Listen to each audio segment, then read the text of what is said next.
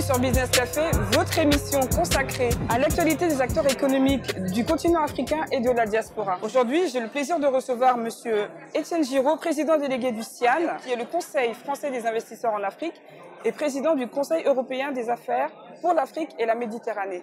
Bienvenue sur notre plateau, Monsieur Giraud. Bonjour. Merci d'avoir accepté notre invitation. Le CIAN existe depuis 1979. Dans sa forme actuelle, mais en réalité, la représentation des entreprises françaises en Afrique est bien plus vieille, elle a près de 1 siècle. Alors, quelles sont les principales activités de cette organisation? Au fond, pour résumer d'une manière simple, nous représentons le secteur privé français investi en Afrique. Donc c'est à peu près 180 entreprises, il y a la moitié du CAC 40, mais il y a aussi des entreprises plus petites, et nous couvrons tous les secteurs d'activité, des mines ou du secteur primaire, à la high-tech, au digital, à la formation et à la finance. Voilà. Et évidemment, nos centres d'intérêt, c'est la totalité du continent, c'est-à-dire les 54 pays. Vous êtes 165 membres. 180. 180 aujourd'hui et plus de 10 000 établissements sur le continent africain. 180 entreprises, mais qui représentent en réalité à peu près 1600 personnes qui sont actives dans le CIAN. Oui. Et ces entreprises-là ont effectivement, vous l'avez souligné, 10 000 implantations en Afrique, emploient à peu près 500 000 personnes, et à peu près 4 000 expatriés. J'en profite pour vous dire que les entreprises françaises emploient donc moins de 1% de leur effectif en expatriés. D'ailleurs, les expatriés ne sont pas tous français. Il peut y avoir des Anglais, des Norvégiens, des Russes ou des Africains eux-mêmes qui ne sont pas dans leur propre pays. Est-ce que ça varie selon les filières? Ça dépend de la technologie de la filière ou l'historique, mais franchement, il y a depuis, moi ça fait 35 ans que je circule en Afrique et que j'y travaille, il y a une baisse du nombre d'expatriés et comme on dit, une africanisation des postes très forte. Et parce que c'est notre vœu, parce que de plus en plus la formation des Africains devient efficace et qui sont tout à fait sur le marché du travail en concurrence, voire même en domination des autres. Et donc il n'y a plus aucun problème, alors que ce n'était pas une volonté politique dans le temps. C'était simplement qu'il n'y avait pas toujours les compétences au bon endroit. On intègre le CIAN par un système de parrainage. Comment ça se passe? C'est assez simple. Quand une entreprise est investie en Afrique et qu'elle y travaille et qu'elle se dit qu'elle aurait quelque utilité à venir au CIAN, où on essaie de l'aider, on fait des réseaux, on travaille sur l'expertise, on tient au courant de ce qui se passe. Elle se dit ce serait mon intérêt, elle pose sa candidature et on la prend. Vous savez, j'ai l'habitude de dire quand on joue au tennis, on s'inscrit dans un club de tennis. Quand on joue au foot, on se met dans une équipe de foot. Et bien, quand on travaille en Afrique, il faut se mettre au CIAN. Ça, c'est un beau slogan, ça. Voilà. D'accord. Donc, vous avez publié récemment un premier baromètre sur les leaders d'opinion. Celui-ci révèle que la Chine est un partenaire bénéfique pour 81% des sondés et que la France arrive derrière la Chine, le Japon, l'Allemagne, la Turquie, les États-Unis et l'Inde. Alors, quelles sont les causes du détachement un petit peu de la France par rapport à l'Afrique? D'abord, je dois vous dire que ce résultat, c'est la première fois que ça existe, puisqu'il n'existait pas jusqu'à présent un sondage ou une mesure de l'opinion des leaders d'opinion. Je dois aussi vous dire que les leaders dont il s'agit ici, il ne s'agit pas uniquement des leaders politiques ou même économiques. Il s'agit des leaders qui peuvent influer sur l'opinion publique. Vous allez donc trouver dedans des sportifs, des artistes, des intellectuels, des professeurs d'université et évidemment des hommes politiques, des journalistes, etc. Donc c'est vraiment des leaders qui influent et c'est pour ça que c'est très important. On les a d'abord interrogés sur ce qu'ils pensent eux-mêmes de leur continent. Et ça, c'est la bonne nouvelle. Ils ont confiance dans leur continent, ils voient bien que c'est un continent d'avenir, ils voient qu'il s'améliore et qu'il progresse. Mais ils sont aussi extrêmement lucides parce qu'ils disent qu'il y a des problèmes de gouvernance, des problèmes de formation et des problèmes d'infrastructure. Et donc, ça, c'est heureux et satisfaisant de voir que les leaders disent « Ok, on y croit, mais il y a encore du boulot ». Deuxième chose, on leur a demandé ce qu'ils pensaient de leurs partenaires étrangers. Et c'est là où, je dois vous le dire, puisque je suis français, c'est un peu douloureux quand même. Oui. Parce que la France et les entreprises françaises, je l'ai dit au début, ont un grand passé avec l'Afrique, ont une grande histoire, ont une grande affection. Et le résultat, c'est qu'on est relativement mal classé. Et donc, je ne vais pas vous mentir, il y a une certaine déception. Alors, à mon avis, elle est due à quoi? Elle est due d'abord au fait que les Africains nous connaissent bien. Et qui aime bien châtie bien. Et nulle part ailleurs dans le monde qu'en Afrique, on trouvera des gens qui connaissent aussi bien la France. Ils connaissent nos mœurs, ils connaissent nos défauts, ils connaissent notre langue et du coup, ils nous critiquent davantage. Quand vous ne connaissez pas quelqu'un, je pense par exemple, vous avez cité le Japon qui était devant nous, par exemple dans les autres. Je pense que le Japon est quand même moins bien connu que la France en Afrique. Et donc, il y a moins d'accroche, vous comprenez? Bon, bah, le Japon, oui, ils sont là, bah, on les aime bien, quoi. Non, la France. Et puis, il y a des petites histoires dans notre vie commune entre l'Afrique et la France. Il y a l'histoire des visas, il y a l'histoire de la formation, il y a l'histoire des migrants. Et bien, tout ça, je pense que ça marque. Alors, il y a une autre raison, je pense aussi.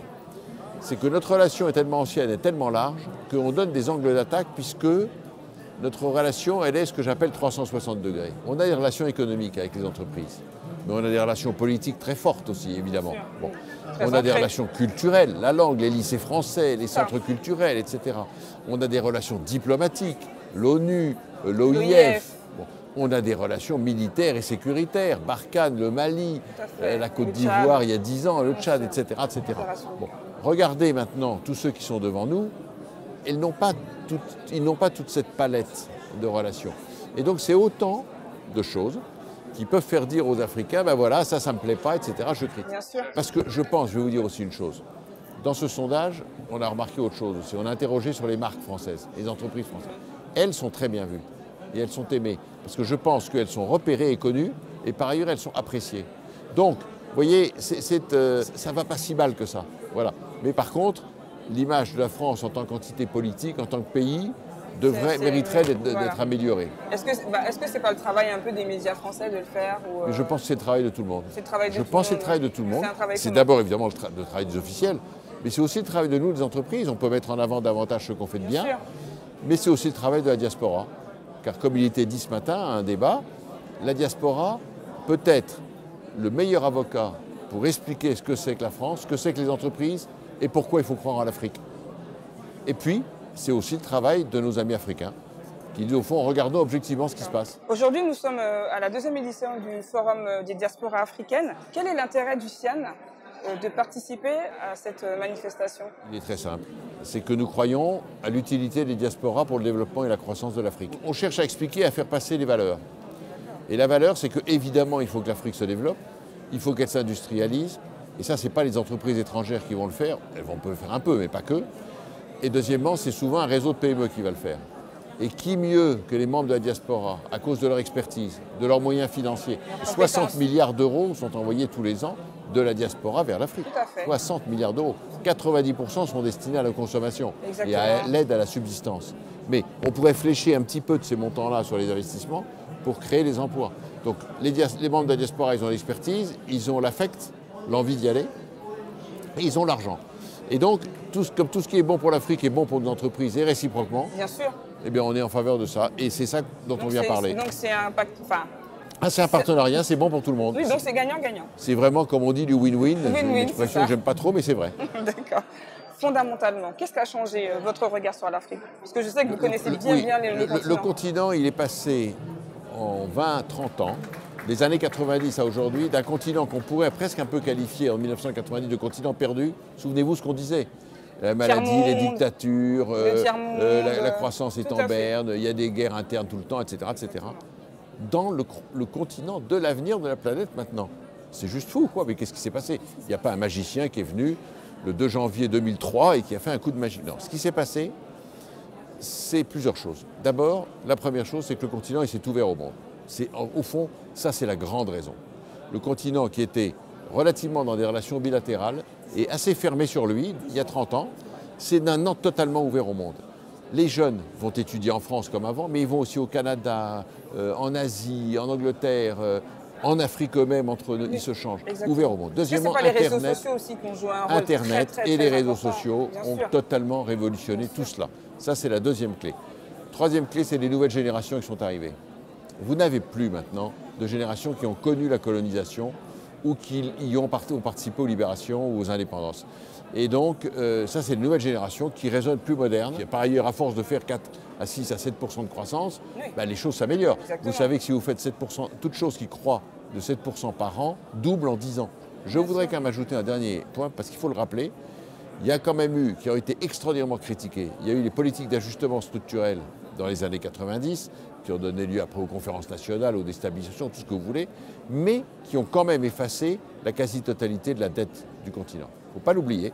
Et donc il y a eu un énorme effort de désendettement, et du coup, il y a eu une nouvelle possibilité de financement pour créer une nouvelle chose. Voilà. Ils sont un peu soufflés, d'accord. Alors, quels sont vos objectifs alors maintenant pour le CIAN, pour les années à venir? Le CIAN, l'objectif, au fond, numéro 1, qui décline tous les autres, c'est de faire prendre conscience aux Africains et aux Français et au niveau de l'EPCAM aux Européens que l'Afrique est le continent de l'avenir. Donc oui, il faut y aller, surmonter vos craintes, surmonter le risque que vous pouvez ressentir vis-à-vis de l'Afrique, surmonter la taille des marchés qui est petit, parce qu'on dit que c'est trop petit, donc j'irai plus tard. Oui. Allez-y maintenant parce que c'est l'avenir. Je sais que le continent africain n'a plus de secret pour vous. Ça fait 30 ans que vous sillonnez bon, je ne sais pas si on peut bien connaître le continent africain. Je n'oserais pas dire que je le connais bien. Oui, on a toujours des secrets qu'on garde. Quel conseil est-ce que vous donnerez à une personne qui souhaite investir en Afrique? D'abord, il faut que cette personne soit totalement habitée d'une conviction, qui est que c'est en Afrique que ça va se passer à l'avenir. Si elle ne croit pas à ça, elle ira pas, aux premières difficultés, elle va se retirer, etc. Non, c'est demain. Et j'ai l'habitude de dire que c'est nos positions de 2030 que nous créons aujourd'hui. Bien sûr. C'est pas en 2028, on va dire. C'est dès maintenant que ça commence. C'est maintenant qu'il faut le faire. Voilà. Alors après, à partir du moment où on a cette conviction, on va surmonter les difficultés et on ne va pas reculer au dernier moment ou à toute difficulté qui arrive. Alors ensuite, il faut connaître les particularités de l'Afrique et un autre conseil que je donnerais, c'est essayer de le faire en partenariat, ne pas y aller seul. Oui, il faut se faire accompagner. Se faire accompagner. Alors, vous pouvez vous faire accompagner par des gens de France ou d'Europe, d'autres partenaires, des collègues, ou des gens, groupes comme le CIAN, etc. Mais vous pouvez aussi rechercher, et ça je le conseille toujours, des partenaires africains. Faire quelque chose avec un partenaire africain, d'abord ça va aider l'Afrique à créer une classe d'entrepreneurs, mais ensuite vous allez mieux connaître les capacités de votre marché, le savoir-faire ou les particularités du pays, l'écosystème, etc. Oui. Donc c'est très très nécessaire de s'appuyer sur les partenaires. Quelle part représentent les femmes en tant qu'adhérentes du CIAN? Je ne répondrai pas à cette question parce qu'il n'y a pas de personne qui adhère au CIAN, c'est des entreprises. Alors, je peux vous répondre avec un peu d'humour que comme le mot entreprise est un mot féminin, on a 100% de femmes. Mais... Ça c'est facile. Bon. Mais non, insuffisamment parce que... Le taux d'activité entrepreneuriale des femmes est le plus élevé sur le continent. Oui, mais même en tout cas pour les entreprises françaises, sont en voie de féminisation, mais il y a encore du chemin à parcourir. En Afrique, la femme joue un rôle essentiel, elle est clé. La femme est très travailleuse en Afrique, moi je trouve. Elle est rigoureuse et puis elle sent les choses. Et donc, je déteste entrer dans la guéguerre, il faut être pour la féminisation, les hommes, pas la guéguerre. Je dis simplement que, franchement, la femme joue un rôle absolument clé pour le développement de l'Afrique. Et si je m'adresse aux entreprises, si vous avez l'occasion de faire un partenariat avec une entreprise dirigée par une femme, n'hésitez pas, vous verrez, ça marchera. D'accord. Merci beaucoup, Monsieur Giraud. Merci d'avoir répondu à mes questions. Et je vous souhaite de nouvelles découvertes sur ce salon pour cette année. À bientôt. À bientôt, merci.